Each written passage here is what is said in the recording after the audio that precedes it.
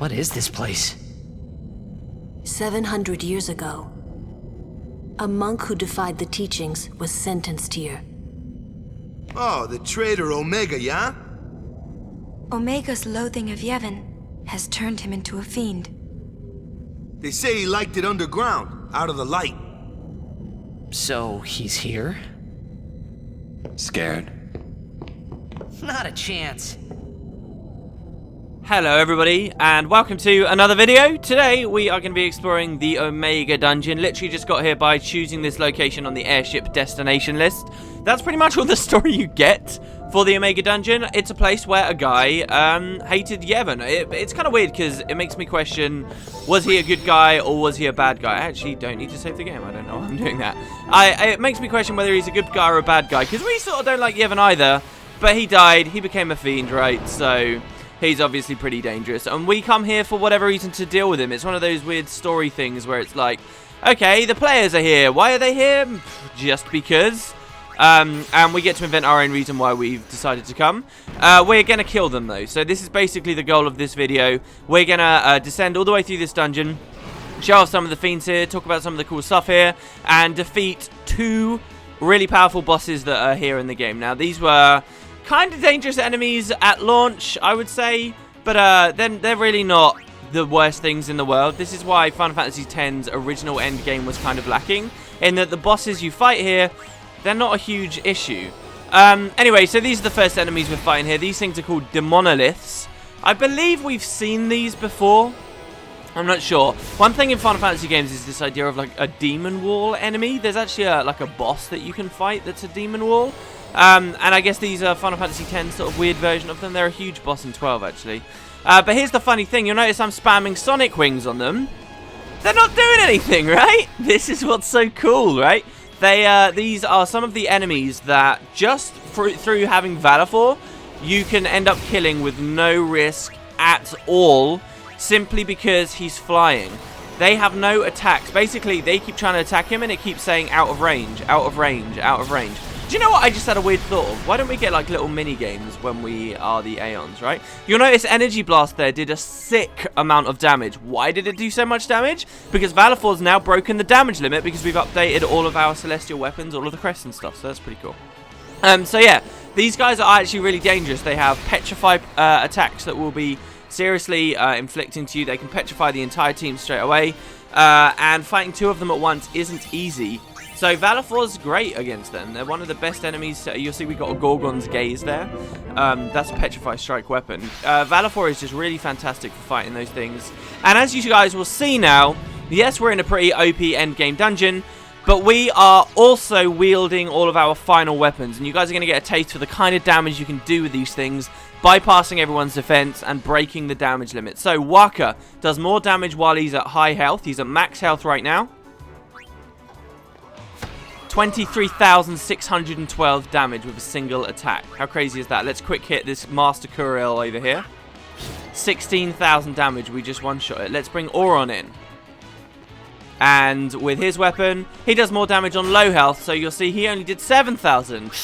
Kind of sad, right? So Auron really will taper off. However, he does have First Strike as an auto ability on his weapon, which makes him somewhat useful. There's a Fatal Kate Sith there, we just got for free. That thing has Death Touch on it. Maybe even Death Strike. It's probably just Death Touch. But yeah, loads of encounters to have in the Omega Dungeon. I do want to run around in here for a bit at the very least to show you guys just what the music's like in here. It is music we've heard a little bit before on the airship. Bring it on! But yeah. So, you'll notice here in the Omega Dungeon, we have chests in battles again. The only time you'll find a chest in a battle here, I believe, is when there is a single Zorus, okay? So just one of these lizards. And as you can imagine, they're just like the normal ones. They have some pretty dangerous statuses, like they'll petrify and stuff really frequently, so they are dangerous. But they'll usually appear with a chest. Question mark, question mark, question mark. You can't mug chests, by the way. That will break them. So you have to steal from chests. Let's see what happens. I get a Mega Potion. There are actually enemies in this dungeon called Mimics. Mimics you guys might have even heard about from other RPGs. You probably have. These are monsters that pretend to be chests, and then when you open the chest up, instead of getting some nice loot, you instead end up in a battle. Yeah, that would be a Mimic. Here you'll find two chests. I don't know whether I really want to explain that just yet. We're only just really getting started in the video. So here we go, we got some defenders here. Let's have a look at what Tidus has got. Nothing really. He's got Mug. I'm not really interested. We'll bring Auron in. And then, now here's another thing about the final weapons we will armor break. Here's another thing about the final weapons. Most of them have like double overdrive on them. Even triple overdrive, right? My mistake. Triple overdrive. So all these things we've been seeing before, imagine them going up 3 times as fast. You know all that OP stuff that Waka had? Yeah, it's pretty ridiculous when you start to think about it. You end up getting overdrives pretty much every single encounter. Whenever you want an overdrive, as long as someone's set on the correct mode, they will have it. How much damage is Riku doing at the moment? Let's have a look. 4,000, or was that 400? I think that was 400. It's really not very good. Let's bring Tidus back in. So, you know, that's really solid. You'll notice here with our swordplay, we still only have Energy Rain. I often find when you get to this point in the game, actually, Energy Rain will probably do more damage, so we may as well try it. But you will eventually find it's better just to start attacking. Quick hitting so that you get more goes in, sure, but the physical animation for just attacks is way preferable over something like Ultima, which we still don't have. It's just better than sitting here and watching this every single time. However, right now, since that is doing like double damage, it's totally worth it. And there, look, Waka countered. These are the final weapons. Really powerful. Straight away, just counters him. Piece of cake!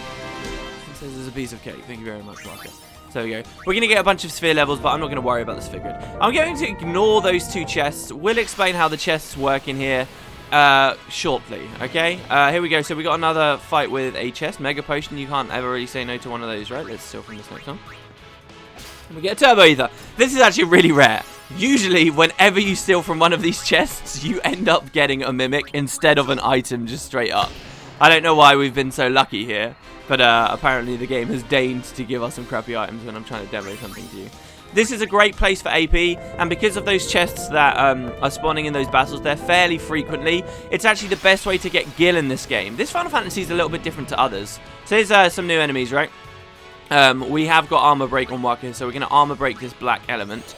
Oh, that was Auron, of course, because Auron's going to start going first, even though he has low agility, simply by virtue of the fact he has first strike on him. Even if we get ambush, as long as Auron is there, he will go first. So we're going to attack the spirit here, because I think I can do regular damage. There you go, 16k. And actually, there's no need to armor break. I don't know why I'm armor breaking, because we bypass defense. So you'll see, just a regular attack from Waka, 13k anyway. And down you go.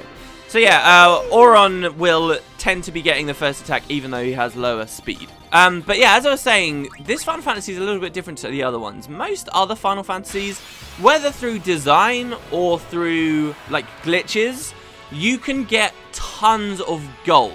Loads and loads of gil. You can get tons of gil in most of these games. And there isn't much like at the end of the game that is limiting you in terms of buying stuff, wares. Final Fantasy X was really, and you can really feel the difference if you've just come like marathoning your way through the whole series, is really the first Final Fantasy where it's like, oh god, okay, I need a lot of gil. Maybe some of the remakes of the earlier games that they did like in 3D on the DS and stuff are slightly different. But yeah, in this game you want a lot of gil, but it's kind of difficult to get it, honestly. And the Omega Dungeon's your best bet. Hopefully this is going to work on cue here. Nothing to steal, it says. But the chest opens anyway. And this thing explodes out. Now, this is a Mimic. There are various types of Mimics. So this one, if you look closely, his animations would suggest he's some kind of like a Drake-looking character. You know, like a Valhalla. Not a Drake, then I guess like a Garuda or whatever. And he's very tanky. Now, there are various types of these things. Yes, you've got this guy, but sometimes you'll find a giant one, like a giant bird. Sometimes you'll find other smaller lizard-type ones. I think there's 4 different varieties. When it comes to stealing from them, you can't get any items from them. When it comes from their rewards, their AP, they're pretty much all the same, so you don't have to worry too much. Just kill it. Make sure you get an overkill, and make sure Riku has had a turn. Now, she had a turn stealing from that chest, okay? So, Riku's final weapon has Gillian Air on it. Gillian Air doubles the gil you get at the end of a battle. Those things give you a lot of gil. So, look at the bottom left corner when I press X here. Here we go. So, here's how much gil we get. Oh, apparently, I guess Riku has to be on the front line at the end. You get 100,000 gil, okay? That's a lot of gil! A lot of gil. So, and because they're so frequent, and because most of the time you get a Mimic, you can totally just spam here in the Omega Dungeon, get 100,000 gil pop, right? That's 3 battles to get Yojimbo, right? Which was a huge goal sink. Just 3 battles. Not to mention the fact that a lot of the gear you find... I'm going to flee from these ones because... did I teach him flee? At one point in the series, I actually did it. On my original test file, I ended up teaching him flee. Basically, we're going to get to a point here anyway, guys, where everyone's been all over the sphere grid. So everyone has every ability, but... That's not going to be for a little while. But yeah, so that's Yojimbo straight away. That's a piece of gear from Awaka straight away. It's pretty awesome. Now, here you'll notice this place looks pretty damn big, okay? It's deceptively big, in my opinion. So don't worry too much. That area actually looks like you should be able to build a bridge there, or there used to be a bridge there. I'm going to flee from this guy as well, since we haven't seen it. I like how even Waka gets to go before Tidus right now. I'll be right back. Yeah, it kind of looks like that you should be able to build a bridge there, but you never really do. You do walk along a broken bridge in that direction. Let's see what else we've got. We've already seen this formation too. Speaking of like Final Fantasy traditions, like I guess sort of in line with the Gil discussion-ish, it does tend to be a thing in Final Fantasy games where you get multiple like dungeons at the end of the game. You'll notice that Final Fantasy X isn't really a game that's had dungeons, right? Like I've mentioned the term a few times. This is the most dungeon-like place you will ever come. You know, the fog of war on the minimap, dangerous enemies, you go in deep. There's only one save file, this one right at the start. Without celestial weapons, you're going to be screwed coming in here. These things have got well over 10,000 health. Everything in here does. Compared that to like the Chocobo eater at the start of the game. It's kind of ridiculous. But this is all Final Fantasy X has to offer. Most Final Fantasies also have these super bosses, these endgame bosses. And usually you'll find one called the Omega Weapon and the Ultima Weapon. Here we go. Here's a new encounter. Hold on. Hold the phone for a second. Here's a new encounter. These are Makias. These guys are kind of just lame enemies that will poison you when they attack you. However, these are a great way to get Chocobo Wings. Now, I'm going to be talking about customizing final armor very shortly. And the way you get Chocobo Wings from them is you go special. Oh my god, she hasn't unlocked bribe yet. This is crazy. But basically, you bribe these guys. You throw a ton of money at them, and they give you like 60 Chocobo Wings. Just these random enemies in the game. The item system's really weird in 10. I don't know. There's like so much depth there. Like, oh, damage an enemy and dispel them. So many interesting items. Double your MP, double the party's MP, reduce MP cost on. All these kind of cool ideas you just never really use, and they just throw tons of these miscellaneous items at you right at the end of the game. Anyway, Chocobo Wings that you're going to want to get from there, and you're going to have to bribe a few. Obviously, you can capture them and then go do that at the Monster Arena, so you don't have to rely on random spawns. Mimics, by the way, cannot be captured at the Monster Arena, so you have to fight them here in the Mega Dungeon. But yeah, okay, so let's talk about these chests. What happens if I try and open this one here? Oh, we got lucky. Okay, we got a level 4 key sphere. Here's what happens. There's 3 chests in front of me. I only had a 1 in 3 chance of actually getting an item. If I had opened the chest on the left, or if I had opened the chest on the right, it would have given me no loot, and all 3 chests would have disappeared, right? And all around the Omega Dungeon, you'll find various chest locations like this. So let's try the one on the right. We got 50-50 shot. Oh, we got it. The defending bracer. That's awesome. And so that means the one on the left we can also get the loot from now. Now, there are loads of pockets of those chests all over the Omega Dungeon. You remember those first chests we found in the dungeon that I skipped over? Well, what if I'd stayed there and opened an item? What would I have got? I would have got a level 4 key sphere. And then if I got lucky again, I would have got a defending bracer. See, the loot that you get doesn't actually matter on the chest. It only matters on how many chests you've opened earlier. So there's a turnover. That's awesome. So now if we go back to those first chests and open them and get lucky, I'll find myself getting something even better. Here's an interesting enemy. Watch very closely. Maybe you'll catch something. So he casts haste on himself. Did you catch it? Did you catch the weird thing? This enemy here is called a Varuna. They're actually quite rare. They're probably one of the coolest fiend designs, in my opinion, in the entire game. These guys are awesome. But these Varuna, he just opened the battle and cast haste on himself. Well, I told you guys something, a rule about one of the auto abilities in the game that was just broken. Auron has first strike on his weapon. I told you guys that no matter what, even if you get ambushed, if you have first strike, that character will go first. Well, this Varuna just acted before Auron. He is the exception to the rule. This tends to be something in Final Fantasy. Like, there is always an exception to the rule. And this is this one, this kind of weird, trashy enemy that you find in the Mega Dungeon. He always casts haste on himself. It's like he has first strike for himself. And so we're going to blow him up for that. And there's actually, I looked up before this episode began, some information about these guys, because I remember there was something quirky about them, which happened to be the haste thing. We'll cast an energy rain here. And you know, I mentioned in a previous episode this like thing where this guy like had all the lore written down. So this guy's called a Varuna, right? And I will give you the lore, the inspiration about what a Varuna is IRL. Okay? So in Vedic religion, Varuna is a god of wonders, ruling over the sky, water, the celestial ocean, lore, and the underworld. Varuna is worshipped as the lord of heaven and earth and serves as Vishu's mount. There you go. I just pulled that off of the FF Wiki. Enjoy. That is not like from the PDF I was talking about. But man, wouldn't it have been cool if I could be like, oh, here. The thing is, it's not Final Fantasy lore, is it? It's just sort of where they inspired the friggin' name, not even necessarily the design of the damn thing. So, you know, don't get too caught up. Anyway, more of these guys. You know, it's such a good idea to teach Auron Flee. I might do it in a second. Let's see what they do. Haymaker, defended, countered, evaded. Does he have an evading counter? And yes, he does. You know, see, we're not really hitting that much. There we go, we'll flee. We'll teach Flee to Auron here, I think. Might be a good idea. I feel like I was in the middle of a conversation about something, and then I totally spaced on it. Alright, so go Sphere Grid, Auron. You'll notice Auron here, his path's finished, and now he's moved over onto Wakas, which is where he's led, and he's sort of on his way up here. He actually needs just a special sphere, I guess, right? Was that a special sphere? Yeah, it was. Okay, special. Pray. Yeah, let's teach Auron Pray. Arguably the worst ability in the entire game. Did I tell you guys why Pray is so bad? Pray's bad because... Wait, hold on. Where the heck is Flee? There you go. Pray is bad because it doesn't scale, like, at all. There's a very brief window of opportunity in Final Fantasy X where Pray is actually doing something, and it only comes if you really push Yuna quite hard to get up her Sphere Grid in the earlier levels. Anyway, check it out. So this is a Master Tonberry. You remember the old Tonberries that we used to fight in the Cavern of the Stolen Faith? This is the only other place that they appear in the game. This is for the fallen. This is for the fallen, says Auron. Okay, sure. Let me not mess this up here. I can't believe I messed that up when we were fighting Sin. How embarrassing. You're meant to be on top of your game when you're fighting Sin. So yeah, this guy is just a more dangerous version of Tonberries. X2 has a lot more fun types of Tonberries, like friggin' giant Tonberries. But he has the same mechanics. You attack him. This was an overdrive, so he probably won't counter, he won't detect his damage. Oh no, he does, there you go. So he'll use Karma. He will do damage based on the amount of things that you've killed before. So that was 5,000 damage. Pretty deadly, I would say, right? So we're gonna Phoenix down Auron here. And because these guys have spent much of their lives beating the poop out of things. Do you want to try an Aurochs Shores? I'll try an Aurochs Shores later. We'll get footage of a real Aurochs Shores. Maybe even right now. Okay? Maybe even right now.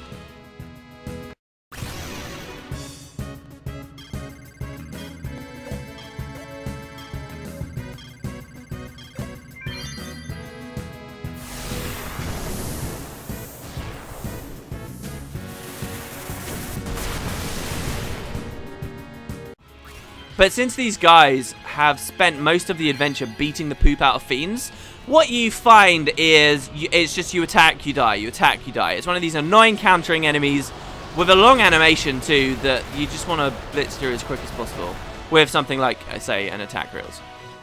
They're really rare enemies, probably the rarest enemies in the Omega Dungeon, but there is a trick to spawning them, so don't worry too much. He didn't even give us any gear. What a douchebag. Anyway, we're about to get the last item of something we've been getting for a long time, a quest we began right near the start of the game. So here, now that he's got Flee, he gets first strike, he runs away. And we don't have to listen to Tidus go, live and let live, live and let live, live and let live, like constantly. So there's a branch, okay, there's a split in the path. I may have actually walked past it already, I'm not sure. We already saw these, right? These are like Halmers. Are they Halmers?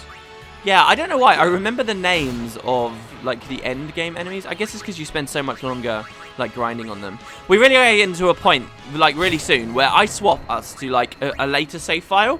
And it's like, hey, guys, this is 50 hours of, like, solid grinding in the game later. Hey, we now have everything. Let's go blow stuff up. It's coming very soon. I'm really looking forward to it. It's like the fruits of the labor. So, yeah, there's a split. We sort of just went along the left, and I wasn't really prepared to go there that quickly. I thought there was going to be something on the floor. Ah, look, here's some bombs! I love the, like, kind of golden-ish glow that these ones have. Opportunity for Kamari to lance its self-destruct here, guys, if you haven't got that already. We'll try and blow them up. These guys have got a lot of health, though, so you want to be cautious. They might self-destruct regardless.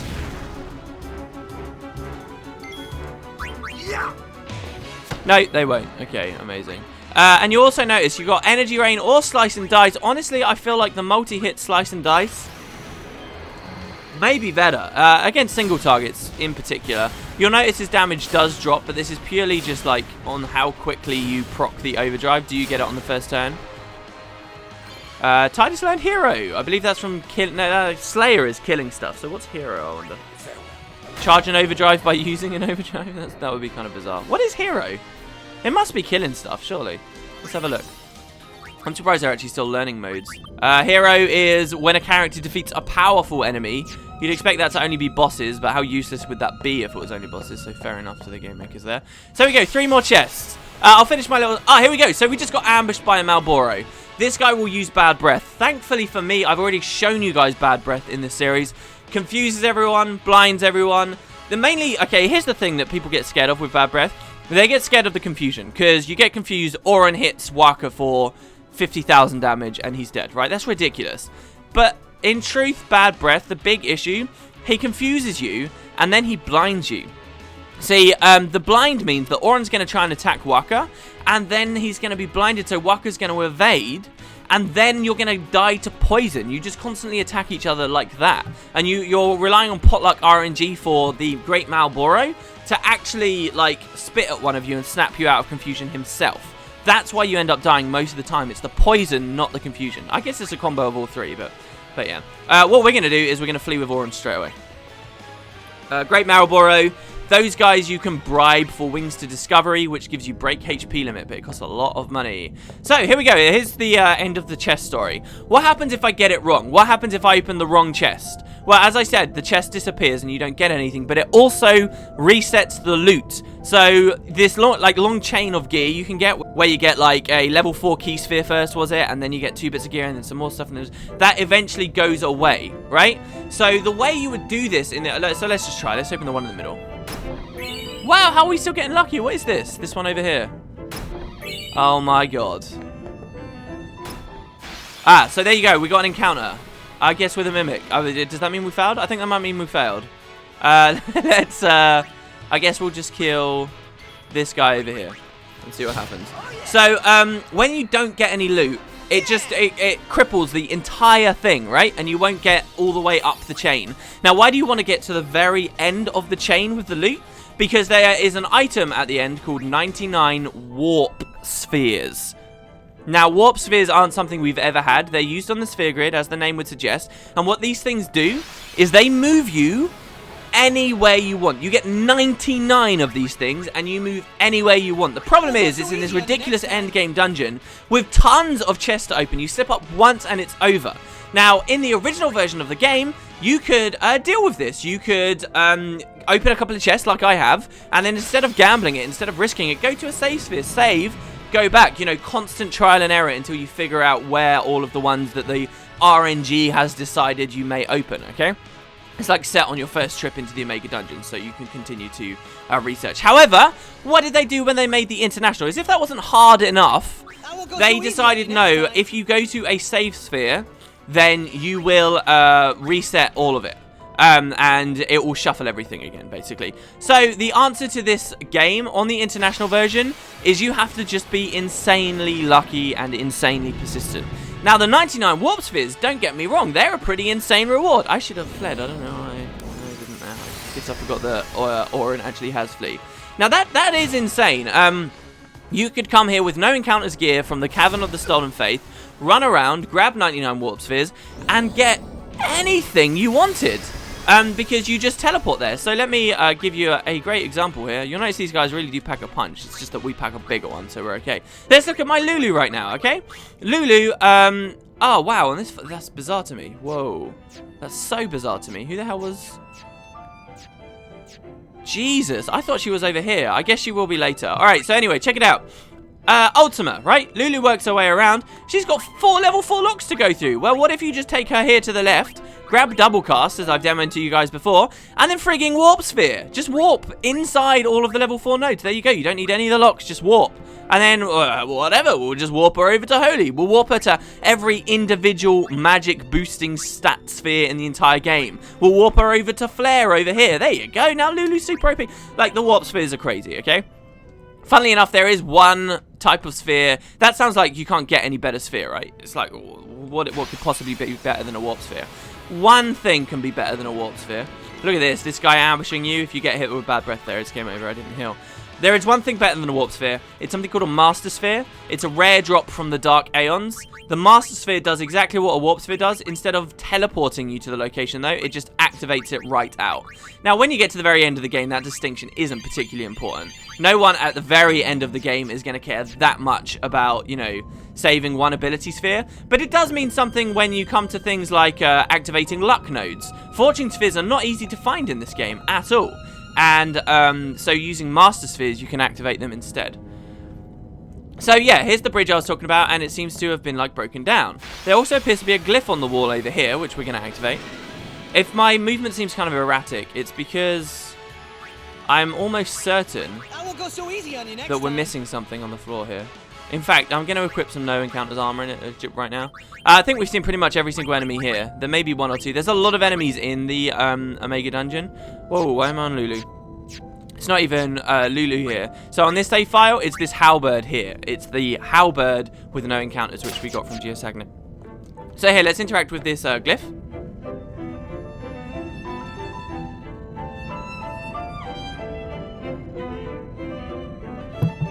Sorry about that. And as you can, I was getting some water. And as you can see, it says nothing happens. Woohoo!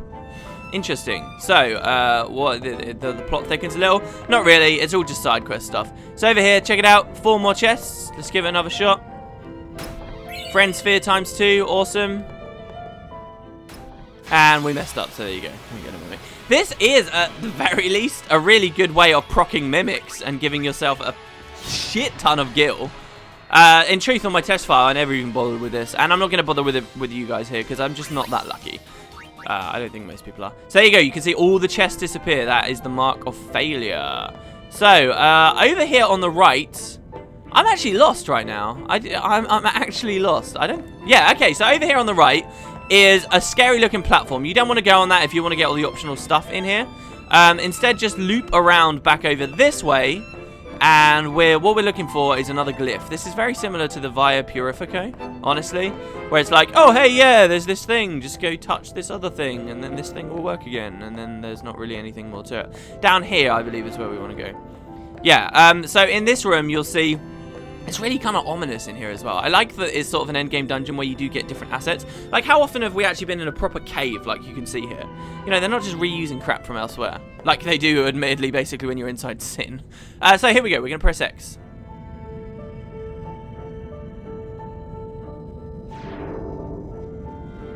It says a glyph appears. It's almost like we're in a cloister of trials. I don't know. Would that be crazy for me to say? It says a glyph glows on the wall. But we're not, and we don't get an Aeon here. I guess that would be kind of a bit of a tease for people if they think they might get an Aeon here. We do have all the Aeons. I intend to use some of our new Aeons just momentarily also. And you'll notice anyway, we've looped back into an area we were before. So let's move around on the right again. What I'm trying to do is get back to that no, we don't want to go down there. That's the way forward. So we're going to come back down here. And now that we've activated that first glyph, what happens when we go back to the original glyph we found?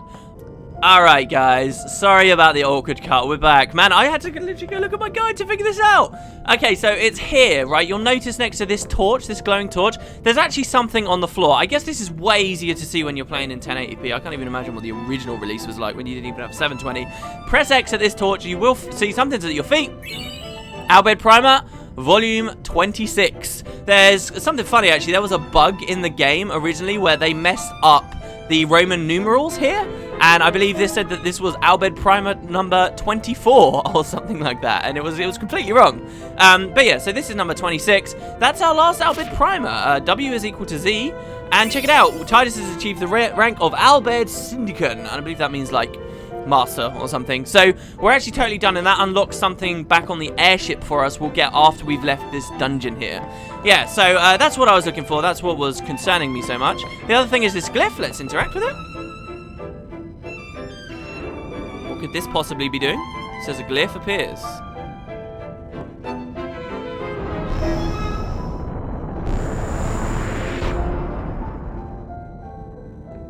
Ah, so it rebuilds the bridge, but not the whole way. So what I was talking about before is Still kind of weird. I think that this should rebuild the bridge the whole way and just sort of give you a shortcut back through the Omega dungeon. In fact, that's what it seems like it was originally meant to do. I like all these weird camera angles. You notice like it's all lava-y back there as well. I wonder how just basic a lot of the backgrounds are. And instead of building a bridge all the way back, as the minimap would make it seem, we get a teleport sphere. So, is this our first teleport sphere in the game? No, this is our third. What am I talking about? And I'm pretty sure I showed this to you guys, right? Teleport spheres will move you anywhere anyone else has activated. Yeah, we've definitely done that. So, can maybe look a bit like a warp sphere, but warp sphere will go somewhere even if someone hasn't activated it before. And that's your greatest prize here. That chest there that we just opened is a standard chest with nothing like specific or different about it. The other ones are all in their pockets and linked with this weird mini game. So anyway, now that we've done all of that, let's head on to this weird platform thing. Now, what we did before when we fought Seymour was we used all the girls. What I'm trying to do here is use all of the guys. It's a bit cheaty of me, really, because the main reason I'm using all the guys is because they have way higher stats and they're actually equipped to deal with this damn place. But I would also like to show you guys the Magma Sisters in action. So let's get on our platform up. And look at this thing. This looks so cool.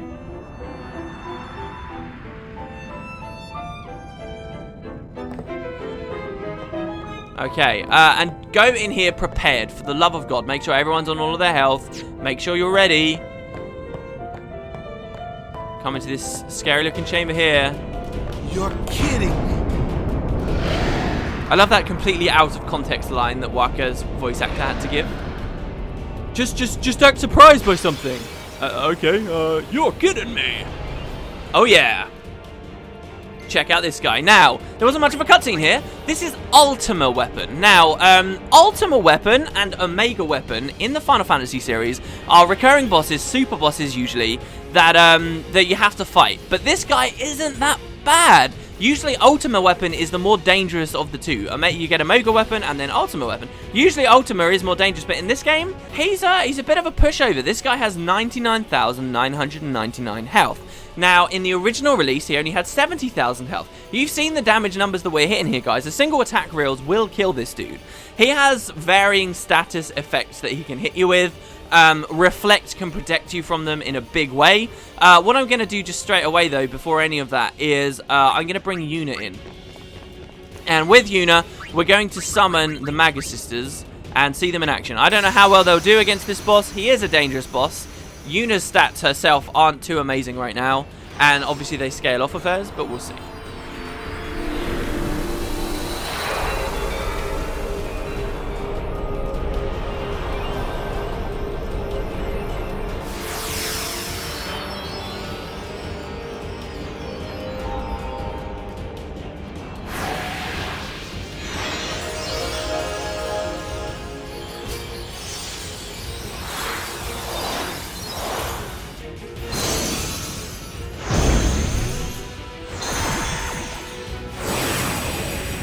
Now these guys have a long ass summoning intro. They do have an overdrive too called Delta. It will only cast... We need all your help. We need all of your help. Actually, is it called Delta? But it will only cast when all three of them are alive and they all have their overdrives up. So if one dies, they can't do it. Now you notice they get 4 turns before he gets a turn. This is pretty good, but check it out. We can't teach these guys abilities. They're a lot like Yojimbo. So you can just direct them in vague ways. Do as you will, just let them do as they please. If you tell them this, they will just be like, whatever, every now and then. They won't do anything in the battle. Go. Ask the sisters to use offensive magic and skills. Or help each other. Ask the sisters to use healing magic on each other. Or you can dismiss them. So, it's up to you what you do. I always used to think that they had some kind of, like, affection game like Yojimbo does. That if I was too, fierce with them, then they wouldn't want to listen to me very much, and that would annoy them. So I would always be like, do as you will, and I think that's quite punishing. There are other commands too that appear based on the context of the situation. So I'm just going to tell her to go. And she's taking a break anyway, so sure, whatever, thank you. This time we get fight. Ask the sisters to physically attack, or do as you will. I'm going to say fight. And so Mindy's using Pasado. Each one of them has their own special ability. This is Pasado. When Yuna's stupidly powerful, that thing will hit tons and tons and tons of damage. Sandy, we can only say do as you will. I'm really not sure on what the best stuff here is. Now, she's cast Reflect, actually, on Cindy, and that's really powerful. A lot of Ultima Weapon stuff can be reflected back at him. Now, Aeons are immune to statuses anyway, but whatever. So, one more time, you can try and repeat the previous action, which would just be resting. So, we don't want to do that. We're going to tell her to do as she will this time. Taking a break. And I guess, you know, sometimes things like that come about because she doesn't have much to do. Like, she's the Ladybug is a healing character anyway, right? And a supportive character. Now, she could be preemptively supporting, but maybe she's waiting to heal or something. So we can ask her to fight this time. She physically attacks, 12,000 damage. May I remind you, unit isn't particularly statted up. Help each other, use healing magic, please. Taking a break. What a bitch. I can't believe it. So he's using this ability here called Core Energy. This is going to charge stuff up and unleash a pretty huge attack. It looks like they know who to focus, funny enough. We can say one more time for another Pasado, which is probably one of the biggest attacks this little bee can do. So we can try that. I like the idea that they're just so powerful and Yuna's kind of lost as to how to even command them. So defense, use defensive and support magic, or fight, or do as you will. I kind of want to say defense. Let's see what she does.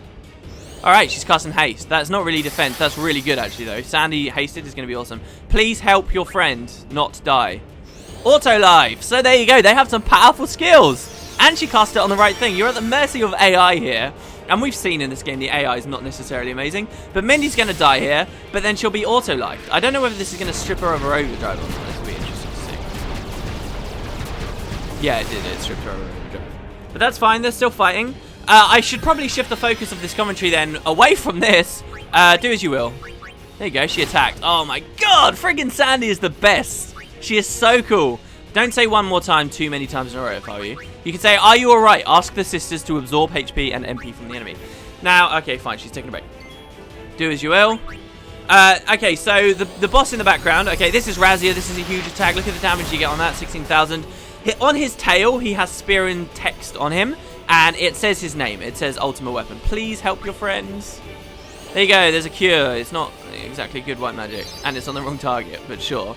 Yeah, so he actually says his name. And another boss we'll fight in a second. The Omega Weapon. He also actually has his name written on his tail too. Are you alright? Do you want to use something? Taking a break? Fine. We'll go Sandy. Just tell her to do whatever the hell she wants because she's actually contributing in a big way. This boss is also kind of interesting in that, yes, you could own him in like 2 shots before in the original version of the game. Even 1 shot, 70,000 health if you're strong enough that you're just doing that in a single overdrive or whatever. You can also bribe him out of battle. At the start of this series, I said to you guys something when we were in Kilika. I said there were 2 encounters in the game that you could run away from and like weren't real boss fights, and you could bribe, okay? You could bribe an enemy. This is the other one. The first was the Ochu. This is the second guy. So these guys have done plenty of damage as well. I'm expecting them to keel over dead in just a second. And so you really want to take advantage of doing that if you want. You can bribe him for 1.4 million gil in the original release, or something like 1.9 million gil in this release. And with that, he will just leave. He will walk away from you. And he will also give you 99 pendulums. These are the items used to create Master Thief on weapons. But we already have 99 pendulums, so you don't have to worry.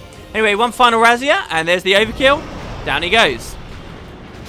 So yeah, you can also steal Doors to Tomorrow from him for 10 or like you get 10 on a regular steal, 20 on a rare, but you get 99 of those from the Monster Arena anyway. I already have those, so you don't have to worry. Those are the items that give you overdrive to AP, if I remember correctly, which is what we'll be using for grinding in the game. So pretty good. We never got to see their final attack, but you can see how powerful they are, and Yuna got a butt ton of levels. That was not Omega. Just a shadow born from Omega's wrath.